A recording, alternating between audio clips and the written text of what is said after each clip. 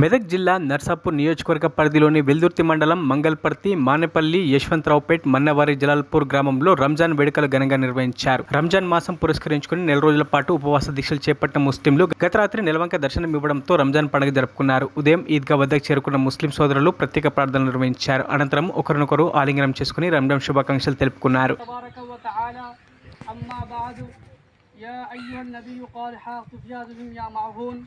يا أيها الذين آمنوا كما قال عليه الصلاة والسلام من قرأ القرآن فاستظهره فحل حلالا وحرم حراما فدخله الله الجنة وشفعه في 10 من أهل بيت قد وجدهم في طغيانهم يعمهون الله أكبر لا إله إلا الله والله أكبر ولله الحمد.